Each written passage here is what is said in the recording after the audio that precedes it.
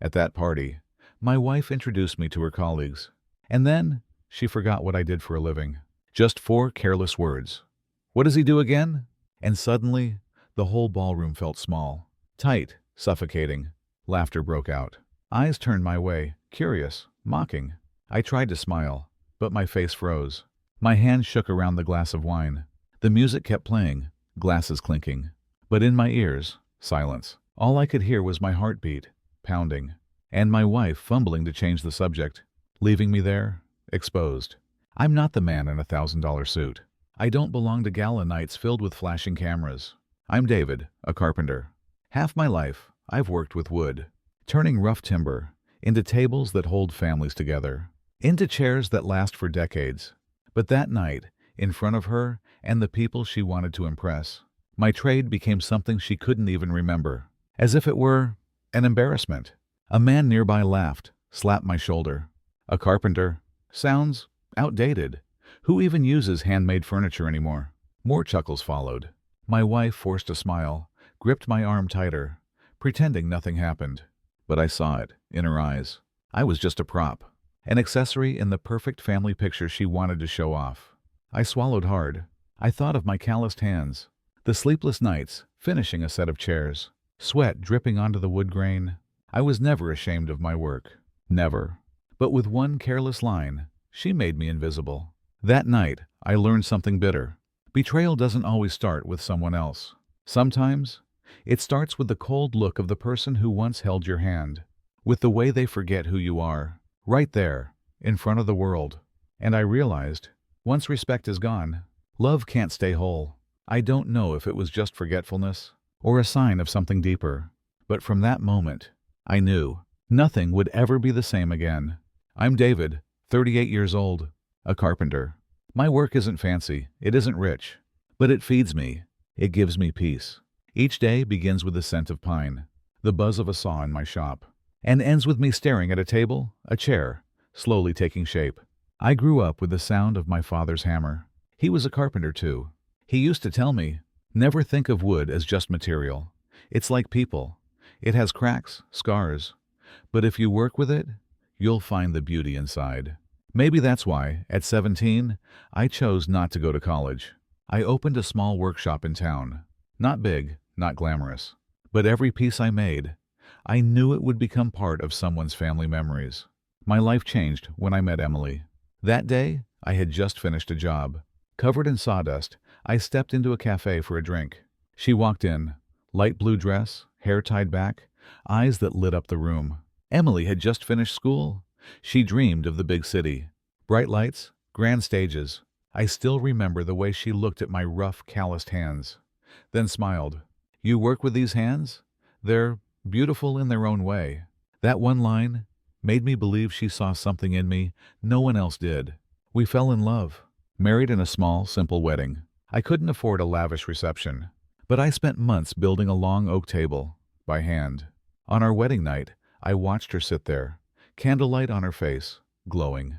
And I thought, with her by my side, I could build 100 more tables and never feel tired. But marriage wasn't what I imagined. Emily stepped into a world I didn't belong to. PR work brought her to galas, networking events, million-dollar conversations. She grew used to the flash of cameras, to being admired, and I stayed in my workshop. Same resin-stained shirt, same worn-out shoes. A different world entirely. At first, she used to tell her friends, "My husband's a carpenter. He makes pieces with a soul. No two are the same." Hearing that made me proud. But slowly, she stopped saying it. And then it disappeared. I still remember walking into the living room one night. My shirt smelled of wood. Emily was laughing with friends, dressed in a sparkling gown. I paused, thinking she'd call me over. But all she said was, "He's busy at the shop," and turned away, kept talking. I stood there, invisible, in my own home. I know many men must have felt it, sitting beside the woman you love, but realizing she no longer speaks of you with pride. We still had moments. Late-night dinners when she came home late. Weekend trips, but they grew fewer. Thinner, like drops of water falling into a glass that was already full. More and more, I saw it in her eyes. Like I was holding her back. She'd say, "Why don't you expand the shop? Build a brand? Sell online? Otherwise, you'll just stay stuck with tables and chairs forever. I knew she meant well. But for me, carpentry was never a race for profit. It was trust. It was my father's legacy. I couldn't turn it into a cold assembly line. Somewhere along the way, her eyes changed. Not admiration anymore. Not even dislike. Just indifference. Like I was something old. And the distance grew. I sat in the shop, hammering nails. But my mind was on the parties where she was smiling with colleagues. I held my wedding ring in my hand, resin still stuck to it, and wondered, did she still see it as a promise? Sometimes, late at night, I'd see her hiding a message on her phone. I'd ask. She'd laugh. Just work stuff. I had no proof to doubt her. But deep down, I knew. Love doesn't only die because of a third person. It can die in silence, in a careless introduction, in a single look that makes you feel small. I told myself, as long as there's love, we'll make it through. But slowly, I realized I wasn't walking beside her anymore. I was just following her shadow. And that night, when she stood in front of her colleagues and forgot my profession, I knew the tiny cracks I'd ignored for so long had finally split wide open. The moment I stepped into that hotel lobby, I knew I didn't belong there. Crystal chandeliers lit the polished floor. Every step I took echoed, offbeat, in a symphony that wasn't mine. Tailored suits, sparkling gowns, and me, wearing an old suit, a little too tight at the shoulders. Calloused hands shoved deep into my pockets. I walked beside Emily. She shone like a star, every eye on her. And me, just a shadow trailing behind. Still, I told myself, it's fine. I'm here to support her. Love is enough to bridge the gap. I was wrong. The first group of colleagues came over. Emily smiled, slipped her arm around mine. I waited for her to introduce me, as a wife usually would. But all she said was, "This is David," and quickly changed the subject. "So, how's the New York contract going?" No word about me. No pride. No mention of what I do. I forced a smile, shook hands. For a moment, I felt like nothing more than a nameless extra in her film. I thought it was strange. But I didn't know. It was only the beginning. A few handshakes later, we met another group. Closer colleagues of hers. Emily laughed brightly, pointed at me. "This is my husband, David." And then she froze. Eyes blinking fast, lips searching for words. What does he do again?" The words cut deep, like a blade. For a second, the whole room fell silent. Only that question hung in the air. Then came the laughter. One man joked, "Must be some secret millionaire." A woman added, "Or maybe, he's a house husband? Lots of men do that now." They laughed louder. Emily's face flushed red. She quickly changed the subject. And me? I just stood there, smile frozen, hand gripping the wine glass. I took a sip. But the wine was bitter, no sweetness at all. I looked down at my hand, dry, rough, with a fresh cut from the wood that morning. Against the spotless white tablecloth, it looked like a stain that didn't belong. Around me, people raised crystal glasses, light bouncing, dazzling. I slid my hand under the table, hiding it, like a child hiding a wound. One side bright, one side dark. And I knew I would never belong to that light. Then someone beside me turned, asked, "So, what do you do?" I opened my mouth, but Emily cut in. "Oh, he's busy with a small workshop. Nothing special. Nothing special." The man smiled politely, changed the subject. I forced a laugh, said nothing. But inside, her words dug deep. My whole life, the hammer strikes with my father, the sleepless nights shaping a table, the calluses on my hands. In her eyes, it was nothing special. That night, I disappeared. Not just at the party, but in her world. I know other men must have felt it too. Sitting beside the woman you love, yet feeling like a shadow on the wall. No insults needed. Just a careless line. Just silence at the wrong time. And you feel invisible. All night, Emily laughed, posed for pictures, raised her glass. I walked beside her, but felt farther and farther away. Lost. In a sea of laughter and million-dollar conversations. When the party ended, I stepped onto the balcony. Took a deep breath. The city lights glittered in the distance. A world I'd never belonged to. I looked at my hand. The same hand that built our wedding table. Now trembling, clenching into a fist, then opening again. And I asked myself, when did she stop being proud of me? On the drive home, I gathered the courage to ask, "Did you really forget what I do?" Emily hesitated. then laughed softly, awkwardly. "Oh, you're too sensitive. I was just nervous. Besides, who cares? I didn't want to drag it out. Didn't want to drag it out." Those 6 words shut me down. It wasn't that she forgot. She just didn't want to say it. To her, my work wasn't worth mentioning in that glittering world. The car ride was silent. Emily leaned against the window. Streetlights flashed across her face. I kept my eyes on the road, heart heavy. And in my head, only one line echoed. What does he do again? I didn't know if it was just a slip, or a sign of something deeper. But deep down, I knew.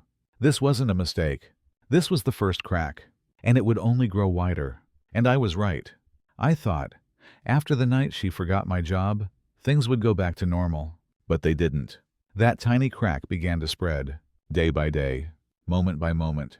And I could see it clearly. Our marriage was glass, fracturing, just waiting for one touch to shatter. One night, I cooked my mother's recipe. The kitchen filled with the smell of braised meat.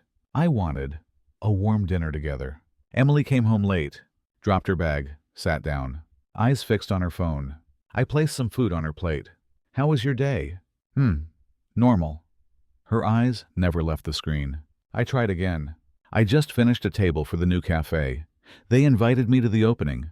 Will you come with me? She glanced up, smirked. You know I'm busy. Besides, it's just a table. Nothing special. Just a table. I froze, spoon hanging midair, bitter taste filling my chest. I said nothing, just listened to the clock ticking, each tick whispering, something is dying. I thought it was just one careless remark. But no, it was the first signal of a coming storm. That weekend, we visited her colleague's home, a polished, spacious living room. Her husband, a software engineer, showing off his new TV. Emily pointed at their sleek wooden table. Beautiful, makes the whole house look elegant. David, I wish you could make something like this. Laughter spread around the room.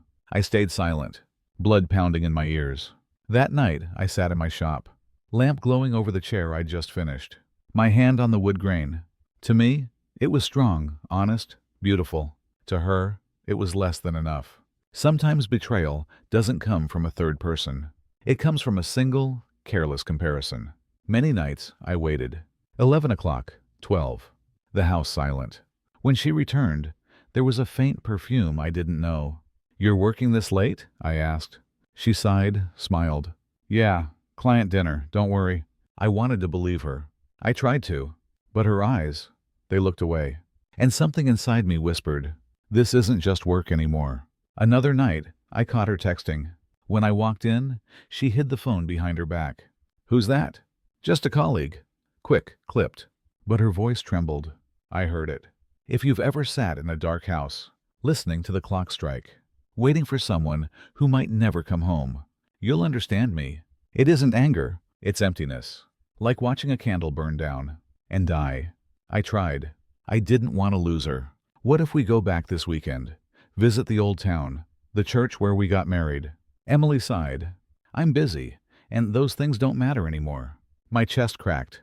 Our wedding day, the day I thought was forever, now worthless in her eyes. Once, at dinner with her friends, they asked me, David, how's the workshop these days? I was about to answer, but Emily cut me off. He's just busy with little things, nothing worth mentioning. Anyway, tell us more about that deal. The table chuckled politely. I forced a smile. But inside, another part of me died. And then, something unexpected. One of them said, actually, I know his workshop. I once sat at a cafe with a table he built. Solid work. I liked the peace it gave me. I looked up. My heart warmed. But Emily laughed. Cut in. Oh, that was just coincidence. Nothing important. Silence fell. And inside me, I died again. Recognition, followed by denial from the one closest to me. That pain cuts twice as deep. That night, I went back to the shop. Stared at the table half finished. I gripped the hammer. I wanted to smash it. To scream, do you know how much blood and sweat I've poured into this? But I didn't. I only squeezed harder, until my palm bled. Then let go. I sat, silent. In the bedroom, her evening gown hung, glowing. I walked past in my dust-stained shirt. Dust fell onto the silk, leaving a faint mark. I brushed it off, but the stain remained. And I thought, maybe, I'm like that dust, Something she wants to brush away, but still, in her eyes, a blemish. They say betrayal comes when there's someone else. But the truth is, sometimes it begins when the person who once said your name with pride now says it like a burden. The worst pain is when strangers recognize you, but the one closest denies you. One late night, I didn't wait anymore. I went to bed, let dinner grow cold. At midnight, I woke, heard whispers on the balcony. Emily. Her voice, low, hurried, as if hiding something. I stepped out. She startled. Shut her phone off. Who were you talking to? She said nothing. But her eyes, for the first time I saw it clear. Not the eyes of a wife, but of someone guarding a secret. And I knew the crack wasn't small anymore. It was about to break wide open. I was used to the late nights. Emily coming home late. The quiet laughter with her phone. But that night, I decided to go with her. To the company party. Maybe deep down, I needed an answer. The moment we walked into the hall, I saw him. That man.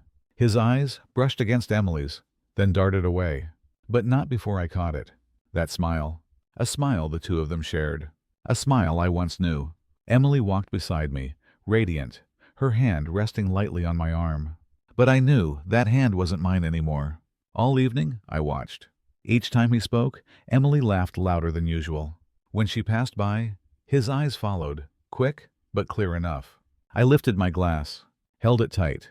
The cold crystal trembled in my bleeding hand. I wanted to smash it against the floor, but I didn't. I only gripped harder, until a drop of blood stained the glass. Then came the moment. Emily on stage, the spotlight on her face, confident, glowing. She spoke of success, of the future. Applause filled the room. When she stepped down, he walked up, shook her hand, congratulated her. Their eyes locked, longer than they should have, and I felt my heart drop into an endless pit. Behind me, whispers. They've kept it well hidden. I thought everyone knew by now. Another voice. Yeah, everyone, except her husband. Her husband. Me. The words froze me. Music faded. Lights vanished. All I heard was that line. Everyone knows, except her husband. The worst part wasn't that Emily had someone else. It was that everyone here already knew. They looked at me with pity, with smirks behind my back. I was the last to see it. For a moment, I felt small, pathetic.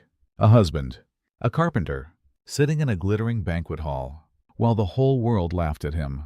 I looked down at my hand, blood smeared on the glass, glinting under golden light. The wedding ring on my finger stained red. And I thought, maybe this is the truth of our marriage. A wound, hidden beneath glittering light. If you've ever been betrayed, you'll understand. The pain doesn't come when you catch them. It comes when you realize everyone else already knew. Everyone but you. You don't just lose your wife. You lose your dignity.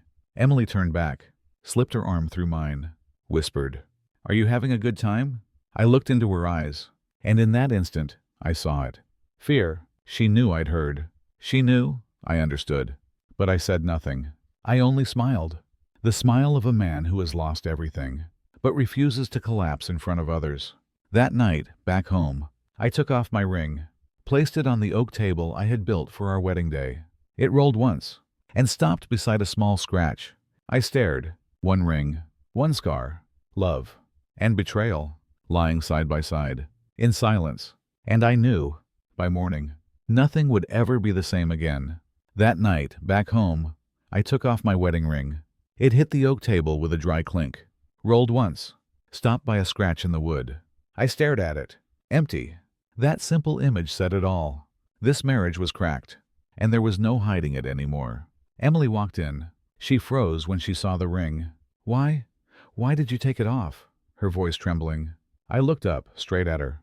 "Because you took it off long ago, Emily. I was just the last one without the courage to admit it." Silence. Heavy, unforgiving. After a moment, she sighed. You heard something at the party, didn't you?" I didn't answer. I just slid her phone across the table. On the screen, clear words. "I miss you. Last night was amazing. When can I see you again?" Her face went pale, lips trembling, whispering, "David, I didn't mean for it to go this far. I just felt lost. You and we've grown so different. I needed someone who understands the life I live now." I laughed, bitter, hollow. Is it that I never understood your world? Or that you stopped wanting to understand mine? She stayed silent, and that silence cut deeper than any confession. I pointed at the table. Do you remember this? Our wedding table. I built it with these hands. Every cut was a promise. And tonight, on this same table, I realize all that's left is a scratch. Tears fell from her eyes, soaked into the wood. But I didn't soften, because I knew tears can't fill a chasm. Some tears aren't for healing. They're for hiding the truth. What do you want now? Emily's voice broke. Slowly, I answered, I want the truth. You and him? How long? Silence. Then her whisper, half a year, 6 months. 6 months of me reheating cold dinners. 6 months of believing patience could save us. While she gave her smile, her eyes, her nights, to someone else. I smirked. I was the last to know, wasn't I? She cried harder, stumbling over excuses.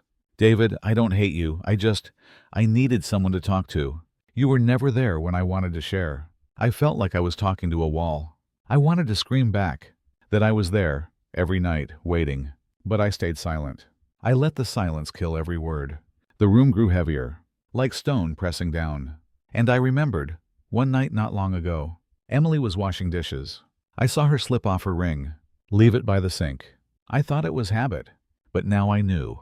She'd taken it off long before, not just from her finger, from her heart. The bitter truth is, betrayal doesn't start with a message. It starts the moment your partner sees the ring, as nothing more than a burden. I wanted to shout, why didn't you just say you stopped loving me? Why betray me? But I didn't. I only clenched my fists, tight, until my palms bled. Some punches don't need to be thrown, because silent pain leaves the deepest scar. She sobbed. For a moment, I almost reached out to wipe her tears. For a fleeting second, I thought maybe I could forgive her. But then, in my mind, those words again. Last night was amazing. That thought killed any forgiveness left in me. I pulled my hand back, sat still. Then I stood, picked up the ring, placed it in her palm. You keep it. For me, it means nothing now. Her hands shook. Her voice panicked. David, I still love you. I don't want to lose you. I just slipped. I looked at her. Slow, firm. You lost me the day you stopped being proud to say my name. The affair was just the final drop.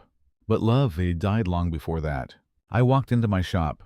The yellow lamp cast shadows on unfinished wood. I picked up a plane, dragged it across the grain. The harsh sound filled the silence. Each stroke felt like carving deeper into my chest. Emily stood at the doorway, her shadow stretching across the frame. She cried, but I didn't turn back. Between us, only the cold rasp of steel against wood, like a funeral song for our marriage. If you've ever sat there, listening to the woman you love sob, plead, promise, while your heart is nothing but empty, you'll understand me. Forgiveness may patch a broken mirror, but the cracks remain, and the reflection will never be whole again. That night, I didn't sleep. I stayed in the shop until morning, the unfinished plank in front of me. Sunlight broke through the small window, lit up the rough cut in the wood. I stared at it, then at my hands, and I knew, from this day forward, I must choose, forgive, or let go. But whichever path I take, it will bleed.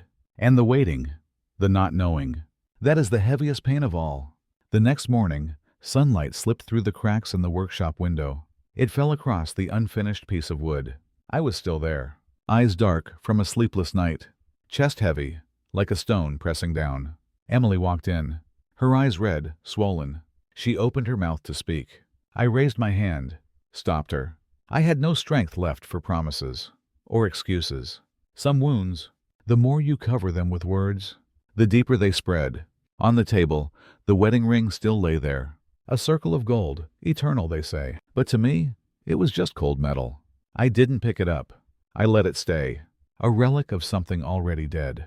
We said nothing. Only the clock ticked on, each beat sinking into the silence. Later that day, I made coffee, and my eyes caught the old wedding dress, still hanging behind glass.